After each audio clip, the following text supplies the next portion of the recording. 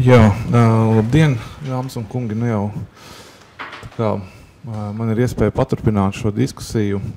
Liels paldies par uzaicinājumu, protams. Tā man vēlmes, kurā virzienā šodien vēlētos to diskusiju paturpināt, ir, mums jau bija diezgan daudz prezentācijas par to, kāda šī reforma ir, kāda ir tie, ko mēs sagaidām ieguvumus no konkrētiem pasākumiem. Tad jau arī nedaudz parunājam par to, kāda fiskālā ietekme ir. Un tas, ko es gribētu vairāk tā teiksim, parunāt un skaļi padomāt par to, kā tas varētu izsīties, kā tā reforma ietekmē kopējo ekonomiku. Jo par šo mēs esam diezgan maz runājuši. Man liekas, ka ir Finanšu ministrijas, ir Latvijas bankas novērtējumi, bet tā detalizēta skata nav. Un jāsaka godīgi, tad, kad es sāku domāt par šo nodokļu reformu, man ir diezgan grūti viņu sākumā bija analizēt, jo mēs viņu nosacīt varētu iedalīt divās daļās šobrīd. Viens ir tas, kas ir piedāvāts kā reforma, tad mēs samazinām iedzīvotāju ienākumu nodokli, uzņēmumu ienākumu nodokli reformējam. Un, ja man prasa, kāds ietekmēs Latvijas ekonomiku, skaidrs uzlabos Latvijas uzņēmēju konkurētspēju un ekonomikai tas nāks par labu. Es domāju, ka tur atbilde ir diezgan viennozīmīga un reti, kurš tā kā mēģinātu oponēt šim viedoklim. Diemžēl, un tā ir tā daļa, par ko mēs vairāk vai mazāk esam diezgan daudz izdiskutējuši arī šodien, tas, kas man ir mazāk skaidrs, un kas gan ir pie tādas, ja mēs skatāmies kopējo makroekonomisko ietekmi, ir ļoti svarīgi, kā šī reforma tiek finansēta. Un tur jau, kā mēs šodien esam noskaidrojuši, ir diezgan daudz neatbildētie jautājumi. Es izvēlēšos būt provokatīvs, un es nepiedāvāšu reformu finansēt ar lielāku izaugsmu vai ēnu ekonomiku. Mēģināšu arī paskaidrot, kāpēc es šādā veidā pieeju. Pirmkārtām, ja mēs skatāmies uz ēnu ekonomiku, es teiktu, ka mēs uz ēnu ekonomiku varam skatīties kā uz 0% nodokļu likmi. Tā ir īstenībā nodokļu bāzes paplašināšana. Ekonomikai vidējā termiņā tas ir ļoti būtiski, jo nodokļu ekonomika principā kropļo iekšējā konkurētspēja, tas ierobežo uzņēmumu izaugsmi, ir daudz negatīvas ietekmes, bet tā nauda ekonomikā šodien ir, ja mēs viņu apliekam par nodokli, ir ļoti konkrēti ieguvēji, ļoti konkrēti zaudētāji šajā dienā, tāpēc tas nav, tā viņi nav pilnīgi bez kaut kādiem ietekmēm. Otra lieta par izaugsmi, es gribētu teikt, ka neviena nodokļu samazināšana tas nav bezgalīgais motors, kurš var pats sev atražot.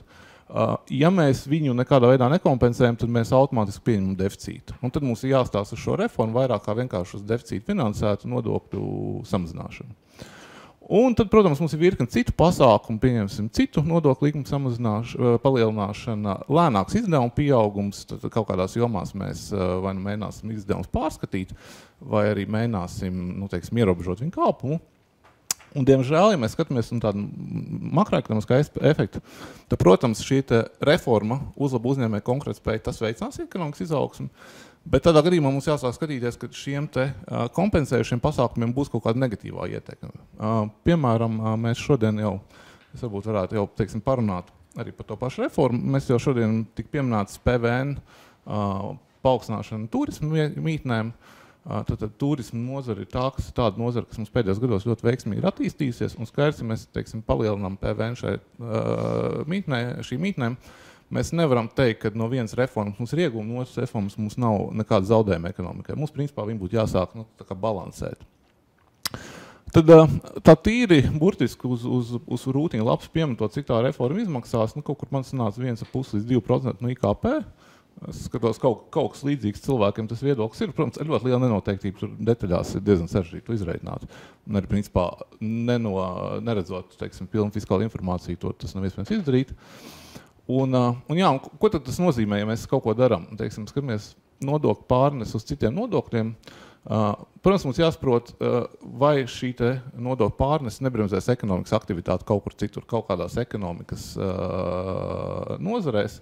Piemēram, šis pats PVN palielināšana turismam vai arī akcijas palielināšana degvielai, tam būs kaut kādas pretī negatīvas efekts. Tas pats būs arī, piemēram, mēs runājam par reinvestēto peļņu, reinvestētās peļņas neaplikšanu, kur jau parādās arī publiski viedokļi, ka lieliem uzņēmumiem šis varbūt nav tik efektīvs, tik labvēlīgs regulējums, kā ir pašreizējais. Līdz ar to atkal to visu var darīt, bet tur atkal kaut kādi negatīvi efekti parādās. Ēna ekonomikas mazināšana, kā es teicu, es to tā kā liku kopā ar nodokļu slogu pārnesi, jo faktiski mēs apliekam tos, kur šobrīd ir de facto aplikt ar 0% likmi vai PVN schēmu gadījumā negatīvu likmi. Tas ģenerēs, ja mēs to efektīvi varam izdarīt, tas ģenerēs lielāks ieņēmums, vidējā termiņā būs pozitīva ietekme uz izaugsmi, bet jāsaprot, ka īstermiņā ir konkrēti zaudētāji ekonomikā, kas no tā zaudēs, tā nauda tur ir, un es ar to tā nestīju, ka tas ir ļoti labi, bet tā nav kaut kāda universāla panacēja uzreiz visu problēmu atrisināšanai. Trešais moments, ko mēs varam skatīties, tas ir izdevuma pārskatīšana, par ko arī bijusi runa, vai lēnāks izdevuma pieaugums. Tas ir principā viss publiskais sektors, izglītība, veselība, pensijas, valsts pārvalde un tā tālāk. Te jāsaka godīgi ir tā, un šo jau arī pieminēja ekonomikas ministrijas pārstāvis, ka tuvākajos 2-3 gados tā ekonomiskā izaugsme, manuprāt, varbūt arī būtiski straujāk nekā šobrīd tiek prognozēts, un līdz ar to mums nevajadzētu tik daudz pārskatīt, cik vienkārši piebremzēt izdevumu kāpumu, un ar straujāku izaugsmu dēļ Eiropas Savienības fondiem, ko es nedaudz vēl parunāšu, varētu šo te nofinansēt. Un principā, ja mēs neko neparedzam nekādas kompensējušies pasākums, tad mēs vienkārši pieļaujam, ka varētu būt lielāks deficīts un ceram, ka viņš kaut kādā veidā ar labāku izaugsmu nokompensēsies.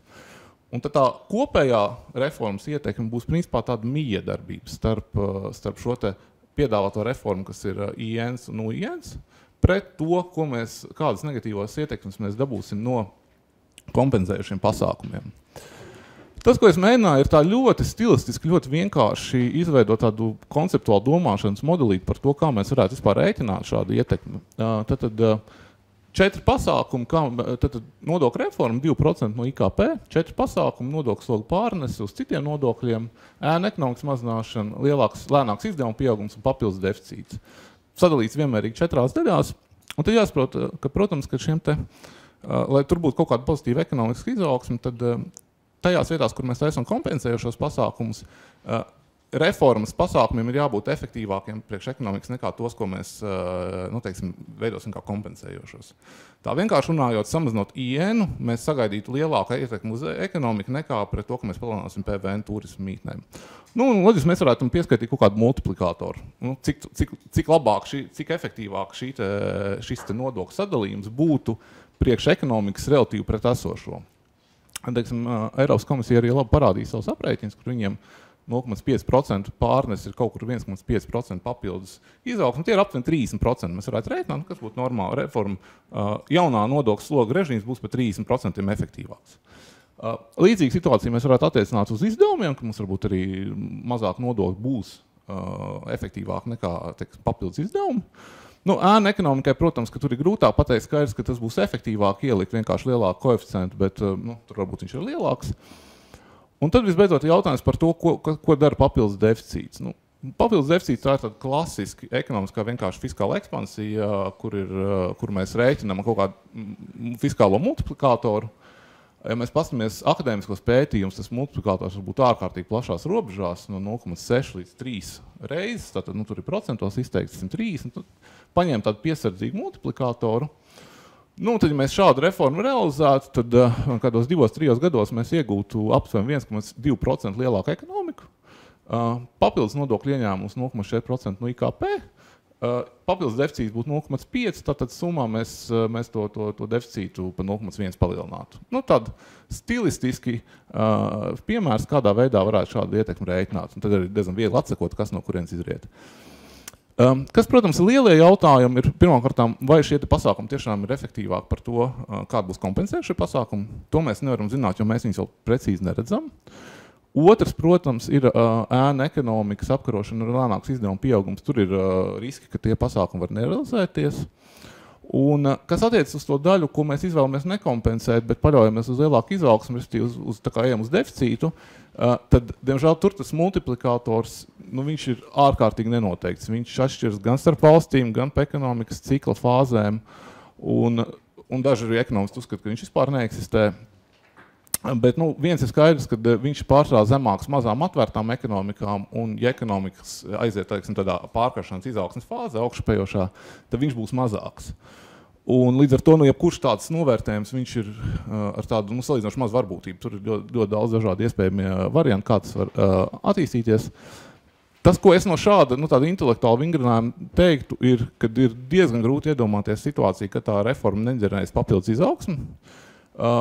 Vienlaicīgi diezgan grūti iedomāties, ka viņi būs pilnībā fiskāli neitrāli. Un tad ir jautājums, kādas tās robežas, un es teiktu, tā ietim uz gandrīz fiskāli neitrāli līdz kaut kur 1%, papildus deficītā, pret bāzes līmeni. Tas ir tāds pavisam vienkārši intelektuāls vingrinājums, bez ļoti zinātniskas pieejas, kādi tie koeficienti tur var mainīt, un tad tās ietekmes mainās. Bet principā tas būtu kaut kas tāds, ko es sagaidītu no šādas reformas. Kas vēl būtiski, mums ir jāpaskatās, kas vispār Latvijas ekonomikā notiek šobrīd. Mēs jau pieminējām, mūsu ekonomika bremzēs, pagājušajā gadā 2% izaugsme. Iemesli skaidri, fondu lēnā apgūt tranzītas, Krievijas sankcijas, nelabvēlīgā situācija lauksaimniecībā. Bet, ja mēs paskatāmies, tad ir nozars, kas strauji attīstās, tie ir, piemēram, IT pakalpojumu eksports, ir turisms. Un, ja mēs paskatāmies pēdējo pusgadu, tad mēs redzam vienlaicīgi Latvijas īstermiņa ekonomiskie rādītāji diezgan spēcīgi ir sākuši uzlaboties. Tad janvārī rūpniecības pieaugums 8%, eksports 13%, budžeta izdevumi 4% 2 mēnešos, bet investīcijas jau budžeta augšā 30%, tad fondi sāk nākt iekšā. Ārējā vide, nestoties uz Brexit, nestoties uz ASV prezidenta vēlēšanām, ir īstenībā negaidīt labu. Virknē noskaņojuma rādītāji pasaulē ir augstākie pēdējo 10 gadu līmenī, 10 gadu laikā, tad pat labāk nekā pirmskrīzes līmenī. Līdz ar to ir tāds sevi, kad ir tāds diezgan spēcīgs, ciklisks, augšupvērsts moments sācies ekonomikā. Ja mēs paskatāmies, kas notiek ar kredītu portfeli, tas beidzot Latvijā ir sācis pieaugt. Ar inflāciju mums ir palielinājusies nekustamo īpašumu cenu pieaugums 10%, darba algu pieaugums 5–7%, šobrīd ir bezdarbs jau zem 10%. Tā, ka tas īstenībā jau tas kaut kāds izaugsmes moments sāk veidoties ekonomikā, un no šī, kā es teicu, viens moments tāds, ka tā izaugsme varētu būt tuvākajos 2 gados labāk, nekā mēs šobrīd prognozējam pat bez reformas, un tas ļautu šādu reformu finansēt. No otras puses, tas arī liek domāt, ka tā fiskālā multiplikātora ietekme, tātad, ja mēs ejam uz papildu deficītu, būs mazāka, tā, ka mēs aizējam tādā vieglas uzsilšanas fāzē, un šādā gadījumā, ja mēs veidojam papildus deficītu, mēs faktiski veicināsim inflāciju, tā skaitā varbūt arī būvniecības sektorā, un tas efekts var izrādīties netik labs. Bet, ja mēs no otras puses paskatāmies, tad viena lieta, ko arī mēs kā banka pētam, ir uzņēmēju noskaņojuma rādītāji, kur īstenībā ir diezgan slikti noskaņojumi. Šobrīd rādītāji mums ir 2 gadi, ka kopējais uzņēmēju noskaņojums Latvijā ir tādā pesimisma zonā, un viņš pieaug. Un kas ir diezgan būtiski, ja mēs sākam skatīties to mēru no ekonomisku izaugsmu, kas mums ir bijusi, tātad šie 2% un sadalam pret to, kas iegūst ko vai ne, tad faktiski mēs redzam, ka šobrīd algas apēd peļņu. Ja mēs izdalām IKP kā to, ko iegūst darba ņēmējs kā darba samaksa, ko iegūst uzņēmējs kā savu peļņu un kas paliek pāri nodokļos, tad mēs redzam, ka darba samaksa un nodokļi tad iet tā stabili uz augšu, un faktiski uzņēmēja darbības peļņa ir jau pagriezusies uz leju, jo darba samaksas pieaugums vienkārši pārsniedz ekonomikas izaugsmi. Ko tas nozīmē? Latvijas ekonomika principā palēnām zaudē savu konkurētspēju, kas īstermiņā izpaužas kā iegūms valsts budžetam. Mēs redzam, pagājušo gadu ekonomika auga 2%, nodokļu ieņēmumu auga 6%. Protams, ēna ekonomika mazinās, bet faktiski valsts budžets iegūst īstermiņā no konkurētspējas zaudēšanas, jo vienkārši mēs darba samaksu apliekam lielākiem nodokļiem. No šāda viedokļa tāda reforma būtu ļoti nepieciešama, jo tas atslogotu uzņēmējs. Tas ir viens. Otrs, ja mēs skatāmies uz to negatīvo noskaņojumu, liela tāda reforma varētu būt tāds grūdienis, kas arī uzņēmēja to noskaņojumu tomēr padara pozitīvāku. Un līdz ar to tur atkal uzņēmēji vairāk gatavi investēt, un tur es redzētu diezgan daudz, tādas pozitīvas lietas. Bet tas, kas mums ir jāņem vērā, kad, ja mēs skatāmies, pasaulē tādas globālās tendences, tad globalizācijas process diezgan bremzējas. Tad pārobežu tirzniecība un pārobežu investīcijas pasaulē vairs neaug tā, kā viņas auga 10 gadē pirms krīzes vai 20 gadē. Un kas ir interesanti, ja paskatās Latviju, tad Latviju, un te arī varētu pielikt Lietuvu, Igauniju klāt, mūsu izaugsme ļoti cieši korelē ar to, kā ir attīstījusies pasaules tirzniecība pēdējos 20 gados. Un faktiski mēs redzam, gan pasaules tirzniecība, gan mūsu izaugsme diezgan piebremzēsies tieši pēc krīzes periodā. Līdz ar to tas vienmēr liek uzdot jautājumu, cik mūsu, tas, ko mēs darīsim iekšēji, būs efektīvs, ja ārējā vide ir tāda, kāda viņa ir. Es saku, pēdējie daži mēneši izstās ārkārtīgi labi, un tas būs mums ļoti pozitīvi. Kā būs tālāk, un to ir šobrīd grūti pateikt. Tad būtu tie secinājumi, jā, nu tad mums šobrīd ir ļoti strauji auga kāpums, mērena izaugsme, tas faktiski apēd uzņēmēju peļņu, mēs zaudējam konkurētspēju. Šeit tā reforma būtu ļoti noderīga, un tas varbūt labs veids, kā arī uzlabot uzņēmēju noskaņojumu, tad veicināt investīcijas un tā tālāk, tad varbūt tad netiešie ietekmi. Taču tad kopējam rezultātam ļoti būtiski būs, kas ir tie kompensējušie pasākumi, un vai tā reforma būs efektīvāka par tiem kompensējušiem pasākumiem, tad viņi būs, iegūmi būs lielāki nekā zaudējumi, jo tur būs kaut kāds zaudējumi, tas ir pilnīgi skaidrs. Ja mēs ejam ar ļoti lielām gaidām uz ēnu ekonomikas samazināšanu un straujāku izaugsmu, mēs ejam principā uz risku. Izaugsme var pātrināties un visticamāk to izdarīs, un līdz ar to tas dod labu laiku šādam reformam. Bet, ja mēs, neesam skaidri sapratuši, cik liela kāda deficīta mēs esam gatavi pieļaut, var būt problēmas. Un principā man tas galvenais secinājums ir, ka jā, reforma veicinās izaugsmi, bet mēs nevaram būt iepriekš pārliecināti par to ietekmi, un tur ļoti daudz noteikts detaļas, un mums ir jābūt gataviem arī to, ka tā ietekme var būt mazāk nekā mēs esam gaidījuši, un tad ir kaut kādi jāsaprot, ko mēs darām šādā situācijā. Pirms es pabeidzu pavisam īsi 2 mazi slaidiņi, ko es varbūt paturpināšu, ko Platā kungs teica par to, cik vispār nodokļu politika ir spēcīgs kā politikas instruments. Šeit es paņēmu vienkārši no Valūtas fondu mājaslapas datus par to, kā izstās attīstītās valstis, nodokļu sloks, ko mēs varam tur rakstīt izdevumi, bet tie ir ieņēmumi pret IKP un dažādi makroekonomiskie rādītāji pēdējo 17 gadu laikā, tad no 2000. Gada. Mēs paskatāmies IKP pieaugumu šajā periodā, tad jā, tā varētu teikt, ka valstīm, kurām tas nodokļu sloks ir zemāks, viņš ir bijis lielāks. Taču, ja mēs paskatāmies labklājības līmeni, mēs redzam, ka principā tur nekāda īsta korelācija nav. Ir valsts ar daudz augstāku labklājības līmeni kā mēs, ar daudz lielāku nodokļu slogu, ir pretēji ar lielāku labklājības līmeni mazāku nodokļu slogu. Un kas man likās interesanti, ja pastāsta salīdzina valsts, kurām ir mainījies nodokļu sloks, tad ir valsts, kurām pieaudzis, ir kurām samazinājies šajā laika periodā, tad tam korelācija ar izaugsmu šajā periodā ir tikpat kā nekāda. Tad ir valsts, kurām ir samazinājies sloks, viņas ir auguši diezgan strauji, ir kurām samazinājies auguši diezgan lēni, un pretēji ir kurām pieaudzis un arī ir auguši diezgan strauji. Un labajā pusē ir diezgan interesanti, man likās, Čikāgas biznesa skola ir regulāri apkaujā dažādas ekonomistas par dažādiem ekonomikas jautājumiem, ka faktiski 12. gadā uzdodot jautājumu, vai nodokļu samazinājums ASV veicinās ekonomikas izaugsmi, tur viedokļi dalījās starp piekrīt un nav pārliecināti. Un vienlaicīgi jautājumu, vai nodokļu samazinājums summā dos lielākus ieņēmumus, atbildes bija pārsvarā negatīvas. Bet arī tas viedoklis starp ekonomistiem īstenībā ļoti dalīts. Pats pēdējais, kas man slaids ir, ja mēs paskatāmies, kā ir Latvija Baltijas valsts attīstījušās kopš 10. gada, tad pēckrīzes periodā, mēs īstenībā redzam, ka tā izaugsmes, tie makroekonomiskie rādītāji ir ārkārtīgi līdzīgi. Mēs redzam, IKP pieaugums 10 daļās vienāds, nodarbinātībā Igaunija nedaudz straujāk, budžeta ieņēmumu mēs nedaudz straujāk, inflācija ārkārtīgi līdzīga, bezdarba līmenis visur pa 10% punktu lejā, Igaunijā migrācija mazāka. Ēna ekonomikas īpatsvars gan mums ir būtiski sarucis, bet atkal tas jautājums mums ir sarucis diezgan būtiski makroekonomiskie rādītāji, tādi plus mīnus līdzīgi kā ir Lietuvā, Igaunijā. Un kas ir interesanti, ja mēs padomājam, ka arī 10. gadā tā skaitā ieviesām mikro uzņēmumu nodokli, tā skaitā esam mazinājuši ienu, tāda izmērām makroekonomiskā ietekme, viņa, ja ir, tad ir ļoti maza. Un, tas ir drīzāk tā liek man domāt, kad mums ar tādām ārkārtīgi lielām cerībām uz ārkārtīgi lielu izaugsmes pātrināšanos tās reformas varbūt nevajadzētu pārspīlēt, jo tur ir ļoti liela neskaidrība un tie rezultāti var būt ļoti dažādi un arī diezgan negaidīti. Bet arī cik ekonomistiem jautāsiet, tik atbildes dabūsiet. Paldies!